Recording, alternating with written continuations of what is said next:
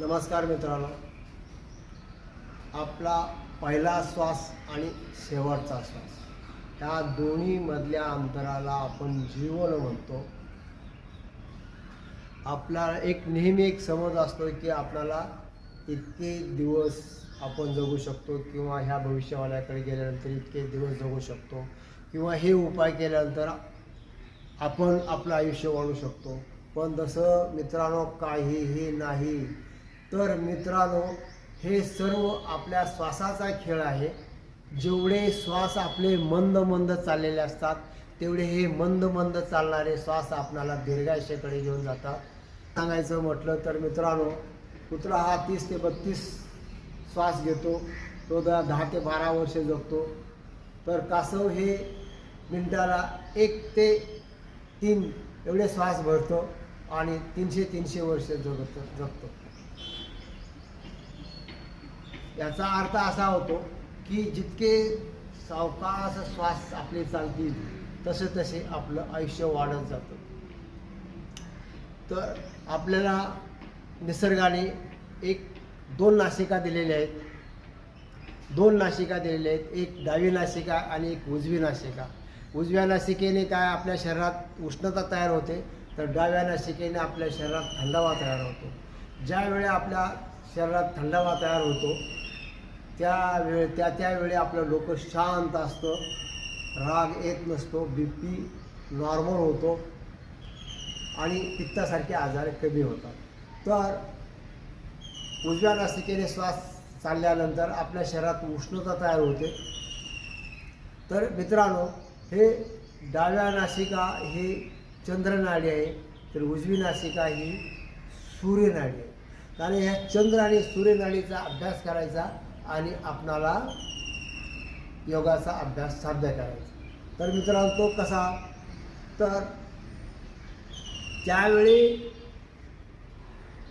पहाटेचे 4 ते 5 वाजलेले असतात. त्याच वेळी आपल्या शरीरातल्या दोन्ही नासिका चालू असतात, म्हणजे सुषुम्ना नाडी. एक इडा नाडी, एक पिंगळा नाडी आणि सुषुम्ना नाडी.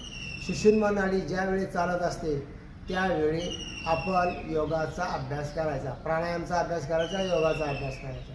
तसंच ज्यावेळी आपली उजवी नासिका चालते त्यावेळी हार्ड काम करायचं, आणि ज्यावेळी डावी नासिका चाललेली असते त्यावेळी अभ्यास करायचा.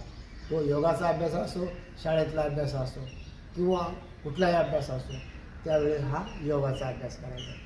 तर 20 ते 30 मिनिटांनी आपली दोन्ही नासिका बदलत असतात. एकदा डावी नासिका चालली तर 20-30 मिनिटांनी उजवी चाललेली असते, आणि उजवी चालली 20-30 मिनिटे की डावी चाललेली. याचा अर्थ असा होतो की शरीराचं तापमान आपल्याला मेंटेन करण्यासाठी निसर्गाने दिलेली ही दैवी शक्ती आहे. ही दैवी शक्तीचा वापर करून आपण आपल्या प्राणायामाचा अभ्यास करायचा. योगाचा अभ्यास केल्यानंतर आपले श्वास हे मंद मंद मंद चालतात. हे मंद मंद चालणारे श्वास आपल्याला दीर्घायुष्याकडे घेऊन जातात. म्हणूनच योगाचा अभ्यास करायचा आणि आपलं आयुष्य वाढवून घ्यायचं. ही एक जादू आहे, श्वसनाची जादू आहे.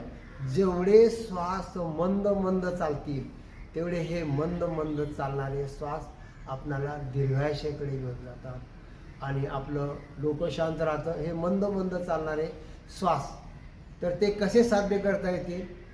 तर मंद मंद चालणारे श्वास साध्य करण्यासाठी आपणाला प्राणायाम करावा लागेल. प्राणायाममध्ये कपालभाती, उज्जयी आणि अनुलोम विलोम. हे अनुलोम विलोम आणि कपालभाती केल्यानंतर, अनुलोम विलोम, कपालभाती आणि उज्जयी केल्यानंतर आपले श्वास हे निश्चितप्रमाणे मंद मंद चालतात. म्हणजे की आपला BP नॉर्मल असतो, त्याच वेळी आपला BP नॉर्मल असतो, डोकं शांत असतं आणि आपण आनंदी राहू शकतो. त्यासाठी ही श्वसनाची जादू शिकण्यासाठी तुम्ही योगा क्लास जॉईन करा.